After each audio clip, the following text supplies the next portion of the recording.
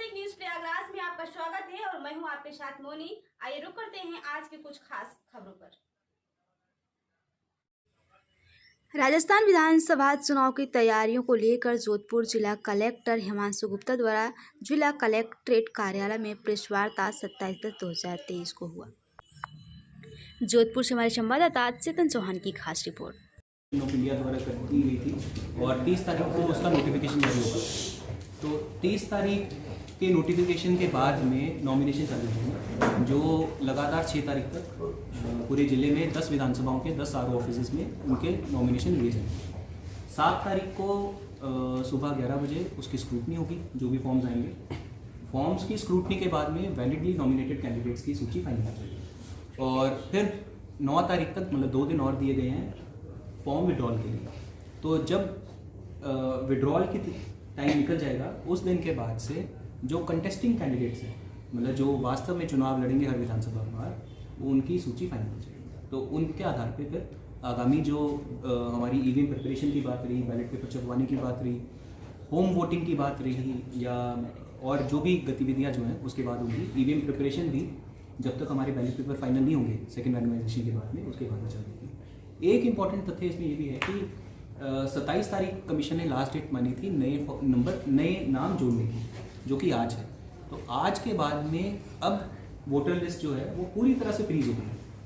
तो अब किसी भी प्रकार का संशोधन तो पहले से मना कर रखा था। जिस दिन से घोषणा हुई चुनाव की, उस तारीख के बाद से घोषणा नहीं, मतलब संशोधन नहीं हो सकता था, पर नाम जोड़े जा सकते थे फॉर्म 6 के आधार पे, या फॉर्म 8 में यदि शिफ्टिंग का कोई केस है। वो भी आज फाइनल हो गया और आज जितने नाम जोड़े जाने थे वो नाम अब जुड़ चुके हैं और उसी आधार पे हमारी वोटर लिस्ट बनेगी और उसी आधार पे हम चुनाव।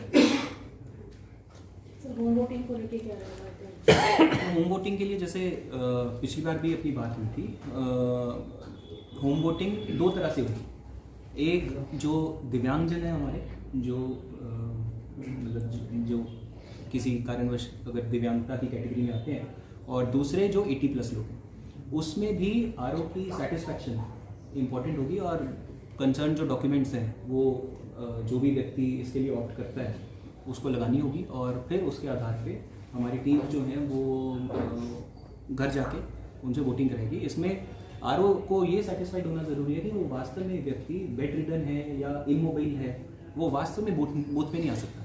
अगर ऐसी कोई व्यक्ति अपना वो देता है कि साहब मैं होम वोटिंग के लिए ऑप्ट करना चाह रहा हूँ, तो फिर उनके लिए हम होम वोटिंग। वो किसको देगा ये एप्लीकेशन? ये लोगों को देगा?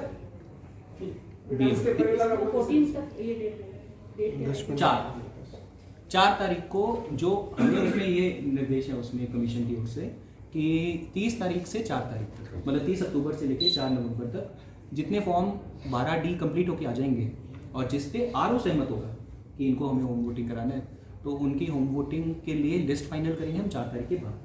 और फिर कंसर्न जो लिस्ट है वो पॉलिटिकल पार्टीज़ को भी दी जाएगी डीओ और आरओ के लेवल पे, और उनको बताया जाएगा कि शेड्यूल भी बताया जाएगा, रूट भी बताया जाएगा कि कौन से रूट पे हमारी टीमें जाएंगी, किस तारीख में जाएंगी और होम वोटिंग कराएंगी।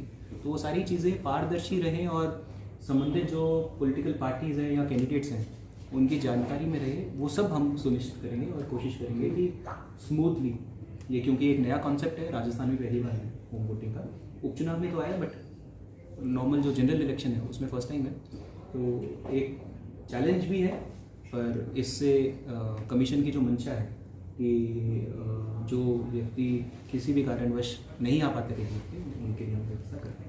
ईवीएम की क्या व्यवस्था है? ईवीएम की अभी तो देखिए वेयर हाउस में है।